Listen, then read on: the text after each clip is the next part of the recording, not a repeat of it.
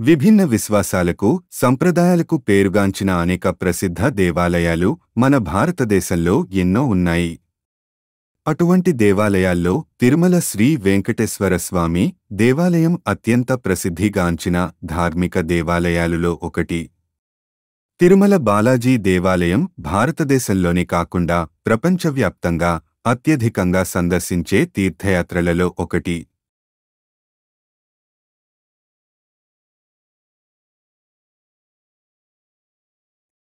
తిరుమల బాలాజీ ఆలయాన్ని కలియుగ వైకుంఠంగా కూడా పిలుస్తారు. ఈ దేవాలయం ఆంధ్రప్రదేశ్లోని చిత్తూరు జిల్లాలో వెలిసింది. ఇది విష్ణువు యొక్క 8 స్వయంభూ క్షేత్రాలలో ఒకటి. తిరు అంటే చాలా దివ్యమైన శ్రీ అని, మాల అంటే కొండ అని అర్థం. ఈ దివ్యమైన కొండను గరుత్మంతుడు వైకుంఠం నుండి భూలోకానికి తీసుకువచ్చారు అని పురాణ కథనం. దీనికి వైకుంఠంలో క్రీడాచలం అనే పేరు ఉంది.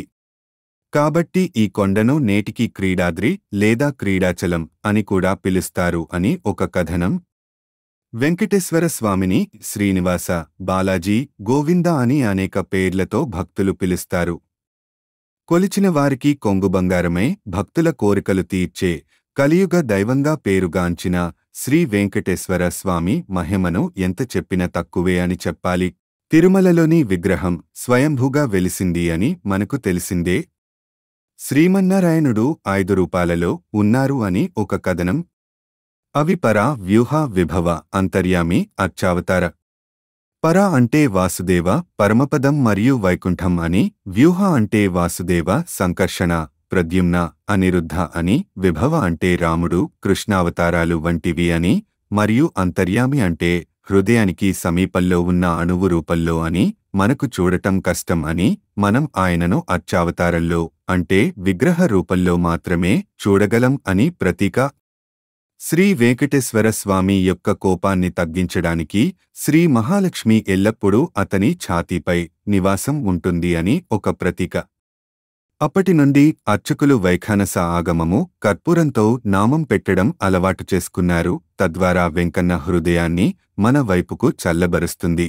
వారు కూడా గురువారాల్లో మాత్రమే చిన్న నామం పెట్టడం ప్రారంభించారు. స్వామివారి కోపాన్ని నివారించడానికి వారు తిరుప్ప, వడసేవ, అన్నకూటోత్సవం అంటే పులిహోర ప్రసాదం ప్రారంభించాలని అనుకున్నారు. అప్పుడు శ్రీ స్వామివారు ఈ చర్యతో చల్లబడ్డారు. మీరు ఈ రోజుకి కూడా ప్రతి గురువారం ఈ సేవను చూడవచ్చును. ఇంకొక కథనం ప్రకారం కుబేరునికి చేసిన అప్పు తీర్చలేక అవమానంగా భావించారు అని కొందరు చెప్పుతున్నారు. కాని ఇది నిజం కాదు. ఎందుకంటే వెంకటేశ్వరుని భార్య పద్మావతి శ్రీ మహాలక్ష్మి రూపం, సంపదలకు నిలయం.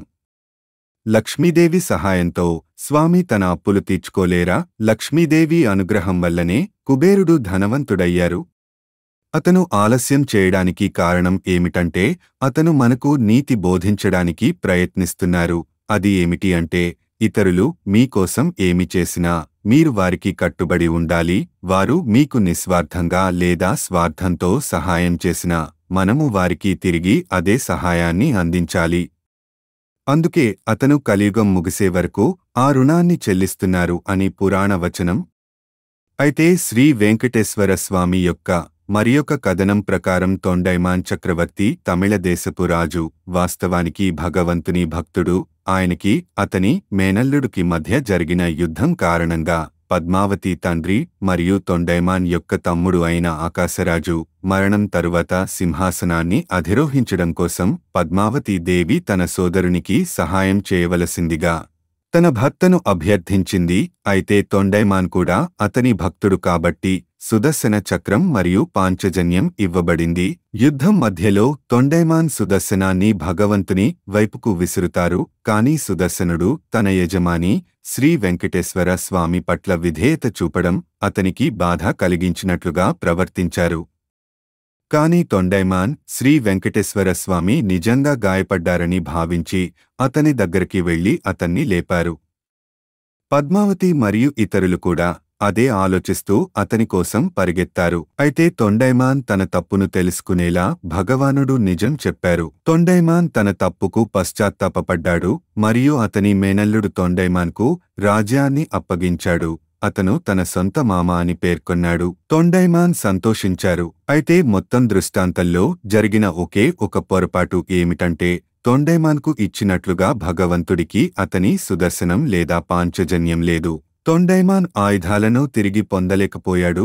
దాని నుండి శ్రీ వెంకటేశ్వర స్వామి ఆయుధాలను తిరిగి పొందలేకపోయారు. 10వ శతాబ్దంలో శ్రీ రామానుజాచార్యులు వారు తిరుమలకు వచ్చినప్పుడు శివుడు కేవలం లింగ రూపంలో మాత్రమే పూజింపబడతారని, అందుకే భగవంతుడు శివుడు కాలేడని, విష్ణువేనని అర్చకులతో వాదించారు.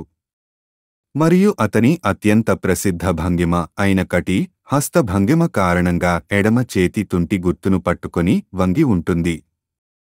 అయితే ఈ సమస్యను తీవ్రంగా పరిగణించిన ఆదిశేషుడు ప్రజలు భయపెడతారని తన 1000 తలలతో కాకుండా భగవద్ రామానుజాచార్యగా అవతారం దాల్చి భూమి మీదకు దిగివచ్చారు. రామానుజులు ఏకంగా వాదనలన్నిటినీ తోసి పుచ్చారు. ఒంటరి వ్యక్తి ముందు ఓడిపోకూడదని భావించిన ప్రజలు రామానుజులు అతనేనని నిరూపించడానికి తన ప్రభువును నిరూపించమని అడిగారు. అందుకే రామానుజుడు ఆదిశేషుడైనప్పటికీ తన భౌతిక దేహాన్ని విడిచిపెట్టి మళ్లీ వైకుంఠానికి వెళ్లి విష్ణువు తనను శయ్యగా ఏర్పరచుకోవాలి అని, మరియు ఇలాంటి చర్చలు మళ్లీ తలెత్తితే ఆ విగ్రహం వెంకటేశ్వరుడని నిరూపించడానికి అతను ప్రతి తరం రాలేను అని, భవిష్యత్తులో అందుకు నిదర్శనంగా వైష్ణవ మతస్థులు ఆగమ శాస్త్రాలలో లేని 3 అదనపు విషయాలను గౌరవించాలని కోరారు. మొదటిది, భగవంతుడు తన శంఖము మరియు చక్రాన్ని అన్ని సమయాలలో ధరించాలి అని, అభిషేక సమయంలో కూడా వీటిని తీసివేయకూడదు అని. రెండవది, లక్ష్మీదేవి అతని ఛాతీ మీద శ్రీదేవి మరియు భూదేవిగా ఉండాలి అని. మూడవది, నామము అతనిని చూసే వారందరికీ నామం బాగా కనిపించాలి అని. చాలా చర్చల తర్వాత నిర్ణయం ప్రభువుకే వదిలేయాలని నిర్ణయించుకున్నారు ప్రజలు అందరూ. కాబట్టి గర్భగుడిని మూసివేసే ముందు రాత్రి వారు భగవంతునికి ఒకవైపున శంఖం మరియు చక్రాన్ని మరియు మరోవైపు త్రిశూలము మరియు డమరుకమును ఉంచారు.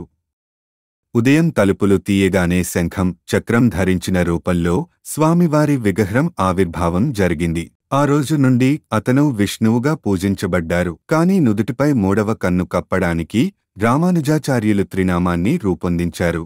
ఈ రోజుకి కూడా అన్ని సోమవారాల్లో శివునికి చేసినట్లుగా పెరుగు అన్నం మరియు బిల్వ పత్రాలతో స్వామివారికి పూజలు చేస్తారు. నేటికీ శైవులు అందరూ ఆయనను శివునిగా పూజించడానికి తిరుమలకు వెళతారు. జగన్నాటక సూత్రధారి కాబట్టి రామానుజులు అవతరించడానికే ఇంత నాటకం ఆడారు. అందుకే స్వామివారికి పచ్చ కర్పూరంతో చేసిన పెద్ద నామాన్ని అలంకరిస్తారు.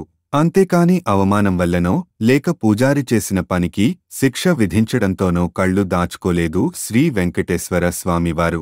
వారంలో ప్రతి గురువారం వెంకటేశ్వర స్వామికి చందనంతో అభిషేకం చేసి ఆపై ఆయన విగ్రహానికి చందనం పూస్తారు. ఆయన గుండెలపై చందనం పూత పూయడం వల్ల లక్ష్మీదేవి ప్రతిమ కనిపిస్తుంది. తిరుమల వెంకటేశ్వర స్వామి వారికి రోజు ఒక 100 అడుగుల పొడవైన దండతో అలంకరిస్తారు. ఆ మాలను 27 రకాల పూలతో కడతారట. అయితే తిరుమల బాలాజీ ఈ కలియుగంలో మహావిష్ణువు 10 అవతారాలలో ఒకటి కాదు. ఎందుకంటే అతను భూమిపై అధర్మాన్ని తొలగించడానికి అవతారం దాల్చలేదట. అతను తన ధార్మిక, నీతివంతమైన భక్తులను అధర్మం నుండి రక్షించడానికి అవతారం దాల్చారు. అతడే విష్ణువు అని పూజించిన సుపరిచితమైన భక్తులు చాలామంది ఉన్నారు. అందులో అన్నమాచార్య, వెంగమాంబ, హథీరాం మరియు రామానుజాచార్య, ఆదిశంకరాచార్యులు అందరూ బాలాజీని సందర్శించి ఆయనకు సేవ చేసిన వారే. ఆదిశంకరాచార్యులు వారు శ్రీ చక్రమును తిరుమలలో స్థాపించారు. కాబట్టి మీరు శ్రీ చక్రం విగ్రహం క్రిందనే ఉందని మరియు అందుకే అది శక్తివంతమైనదని మీరు అనుకోవచ్చు. కాని తిరుమలలో శ్రీచక్రం హుండీ అని పిలువబడే ప్రదేశంలో స్థాపించారు. తిరుమలలో స్థిరంగా ఉండేవి 2 వస్తువులు, మూలవిరాట్ విగ్రహం మరియు శ్రీవారి హుండీ. అనేక పురాతన దేవాలయాలలో ప్రధాన విగ్రహం యొక్క కళ్ళు కప్పబడి ఉంటాయి. ఎందుకంటే ఈనాటి పురుషులు కాని స్త్రీలకు కాని ప్రత్యక్ష దర్శనం ద్వారా వ్యక్తమయ్యే దేవుని శక్తిని తట్టుకునే ఆధ్యాత్మిక శక్తి లేదు. ఈ కారణంగానే ఏ దేవాలయంలోనైనా విగ్రహం ముందు నేరుగా నిలబడటం నిషేధించబడింది. భక్తులు ఎల్లవేళలా విగ్రహం ప్రక్కకు నిలబడి దర్శించుకోవాలి. విగ్రహంను ప్రాణప్రతిష్ఠ చేస్తున్నప్పుడు స్థాపించబడిన మంత్రాలు మరియు యంత్రాల శక్తి కారణంగా గొప్ప జ్ఞానులు, యోగులుచే స్థాపించిన పురాతన దేవాలయాలలో ఇది మరింత స్పష్టంగా కనిపిస్తుంది. తిరుమలలో ప్రధాన విగ్రహం స్వయం ప్రతిరూపమైన కారణంగా అత్యంత శక్తివంతంగా ఉంటాదని నమ్ముతారు. కొన్ని సంఘటనతో సంబంధం ఉన్న పాపాలను పోగొట్టడానికి మరియు ఆలయాన్ని శుద్ధి చేయడానికి వెంకటేశ్వర ఆలయాన్ని 12 సంవత్సరాల పాటు మూసివేసినట్లు ఒక కథనం.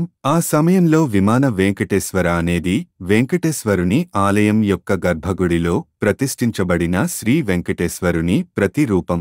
ప్రధాన ఆలయం మూసివేయబడిన 12 సంవత్సరాల కాలంలో ఈ విమాన వెంకటేశ్వరుని రూపమునే శ్రీ వెంకటేశ్వర స్వామిని సూచిస్తుందని నమ్ముతారు. ఈ సమయంలో భక్తులు విమాన వెంకటేశ్వరుని పూజిస్తూనే ఉన్నారు.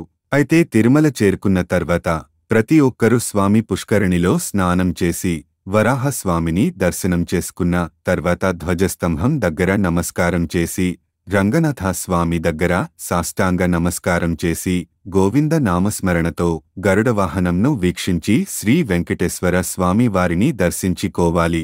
కిరీటం మొదలుకొని కమల పాదాల వరకు అతని రూపంతో మీ కళ్లను నింపుకోండి. కళ్ళు వంటి తామర రేకులు, కనుబొమ్మల వంటి విల్లు, చెంపల వంటి అద్దం, ఇక్కడ చెవి రింగులు ప్రతిబింబిస్తాయి. ముక్కు వంటి చంపక మరియు మెరిసే ఎర్రటి పెదవులు, అందమైన గడ్డం, మెడ వంటి శంఖము రేఖలు, వక్షస్థలంపై శ్రీదేవి, భూదేవిలు, అనేక పూలమాలలు, శంఖము, చక్రము, ఖడ్గము, నాభి నుండి పాదాల మధ్య వరకు మాల కప్పబడి ఉంటాయి. మరకతమడితో పొదిగిన హారము, సహస్రనామమాల, సాలగ్రామమాల, లక్ష్మీహారం, మకర కుండలాలు, మెడలో పూలమాల, కౌస్తుభము, మణిమాల, శ్రీవత్సం, పాదాలకు బంగారు కవచాలు, తులసి ఆకులు.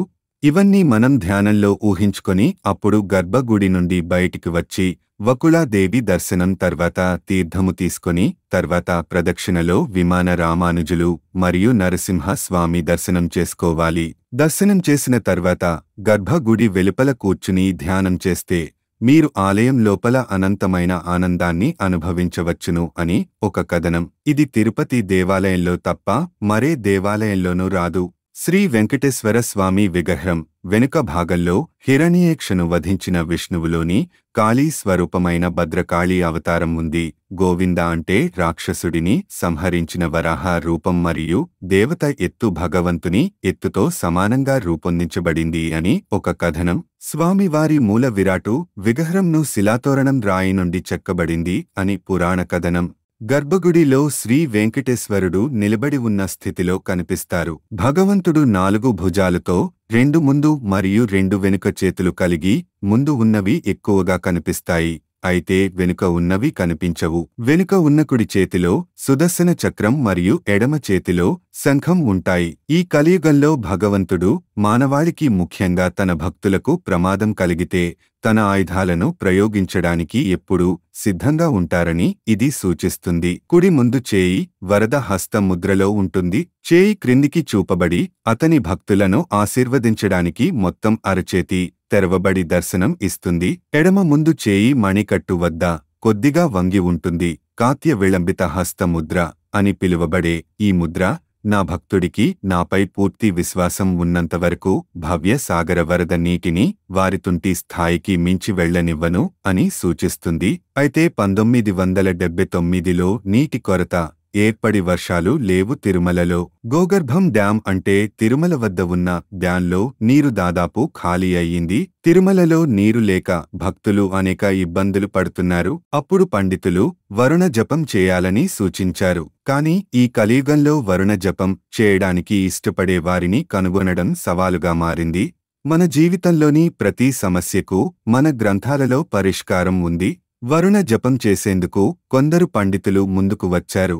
అప్పుడు ఒక అద్భుతం జరిగింది. 1979 నవంబరు 7వ తేదీ అర్ధరాత్రి వెంకటేశ్వర స్వామికి ఏకాంత సేవ ముగిసిన తరువాత ఆలయం తలుపులు మూసివేసిన తర్వాత ఆలయం లోపల గంటలు స్వయంచాలకంగా మోగడం ప్రారంభించాయి అట.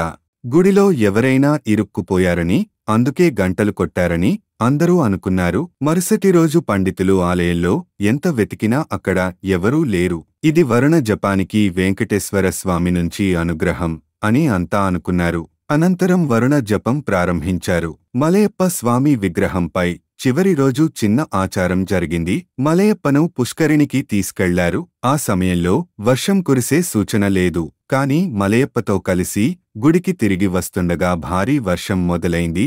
మలయప్ప స్వామి విగ్రహం కూడా వర్షంలో తడిసిపోయింది. వెంటనే గోగర్భం డ్యాం నిండింది. తిరుమలలో మాత్రమే ఈ వర్షం కురిసింది. తిరుమల పరిసర ప్రాంతాల్లో వర్షం కురిసే సూచనలు కనిపించలేదు అట. అలాగే విష్ణు పురాణం కథనం ప్రకారం ఒకసారి భృగు మహర్షి త్రిమూర్తులలో ఎవరు అత్యంత ఉన్నతమైనవారో తెలుసుకోవాలని నిర్ణయించుకున్నారు. అతను మొదట బ్రహ్మదేవుని వద్దకు వెళ్లారు. కాని బ్రహ్మ తన స్వంత లోకంలో మునిగిపోయారు మరియు ఋషిని ఆహ్వానించలేదు. అగౌరవంగా భావించిన భృగు మహర్షి బ్రహ్మను శపించారు. తరువాత భృగు మహర్షి శివుడిని దర్శించారు. కాని శివుడు కూడా ఋషిని గమనించలేదు. దీంతో భృగు మహర్షికు మరింత కోపం వచ్చి శివుడిని కూడా శపించారు. చివరగా భృగు మహర్షి విశ్రాంతి తీసుకుంటున్న విష్ణువు వద్దకు వెళ్లారు. పట్టించుకోకపోయినప్పటికీ భృగు మహర్షి కోపంతో విష్ణువును అతని ఛాతీపై తన్నాడు. లక్ష్మీదేవి నివసించే ప్రదేశంలో విష్ణువు కోపంగా స్పందించడం కంటే శ్రద్ధ వహించినందుకు క్షమాపణలు కోరారు మరియు అతనిని శాంతింపజేయడానికి భృగు మహర్షి పాదాన్ని మసాజ్ చేశారు. అప్పుడు తన తప్పును గ్రహించిన భృగు మహర్షి విష్ణువు చర్యను అంగీకరించి గొప్ప వినయాన్ని మరియు ప్రేమను ప్రదర్శించారని అర్థం చేసుకున్నాడు. త్రిమూర్తులలో శ్రీమహావిష్ణువు సర్వోన్నతుడు అని కూడా గ్రహించాడు. భగవంతుని వక్షస్థలాన్ని తాకడం వల్ల కలిగే పాపాలను పోగొట్టుకోవడానికి భృగు మహర్షి విష్ణువును భూమిపై అవతరించాలని సూచించారు. అందుకు తగ్గట్టుగానే శ్రీమహావిష్ణువు వెంకటేశ్వరుని రూపాన్ని ధరించి తిరుమలలోని పవిత్ర కొండలను తన నివాసంగా ఎంచుకున్నారు. శ్రీ వెంకటేశ్వరుని చరిత్రలో మరొక ముఖ్యమైన అంశం పద్మావతి దేవిని వివాహం చేసుకోవడం. పురాణాల కథనం ప్రకారం శ్రీ వెంకటేశ్వరుడు ఆమెకు ఇచ్చిన వరం నెరవేర్చడానికి లక్ష్మీదేవి అవతారమైన పద్మావతిని వివాహం చేసుకున్నారు. తిరుపతి బాలాజీ విగ్రహం గర్భగుడి మధ్యలో సమలేఖనం చేయబడినట్లు కనిపించినప్పటికీ దేవుడు వాస్తవానికి గర్భగుడి కుడివైపు మూలలో ఉంటారట. ఉదయం అభిషేకం తరువాత విగ్రహానికి చెమటలు పడతాయి అని ఒక కథనం. భగవంతుని ఒక పాదము మనిషి పాదాల వలె కొంచెం గరుకుగా అనిపిస్తే మరొకటి మృదువుగా అనిపిస్తుంది. ఎన్నిసార్లు ఆరబెట్టినా విగ్రహం వెనుక భాగం తడిగానే ఉంటుంది అట. విగ్రహానికి ఎదురుగా చెవి పెడితే సముద్ర శబ్దం వినిపిస్తుందని అంటారు. పురాణాల కథనం ప్రకారం విరజ అనే పవిత్ర నదిలో శ్రీ బాలాజీ వారి పాదం ఉంది అని, ఈ పవిత్ర విరజా నది ఆలయం లోపల ఉన్న బావికి నీటిని అందిస్తుందని ఒక పుకారు. శ్రీ బాలాజీ రాతి విగ్రహం తిరుమలకు సంబంధించిన గొప్ప వింత. బాలాజీ విగ్రహం ఇంతకాలం నుండి కర్పూరం వెలిగినా ఎలాంటి ప్రభావం చూపకపోవడం ఆశ్చర్యంగా ఉంది. కర్పూరానికి ఎక్కువ కాలం గురికావడం వల్ల రాతిలో పగుళ్లు లేదా చీలికలు ఏర్పడతాయి. అయితే తిరుమలలోని బాలాజీ విగ్రహంపై ఈ ప్రభావం కనిపించదు. చూశారు కదండి. మీరందరు కూడా తిరుమల వెళ్లి శ్రీ వెంకటేశ్వర స్వామి వారిని నేను చెప్పిన విధంగా తప్పక దర్శించండి. మరిన్ని ఇలాంటి వీడియోస్ కొరకు నా ఛానల్ని లైక్ చెయ్యండి.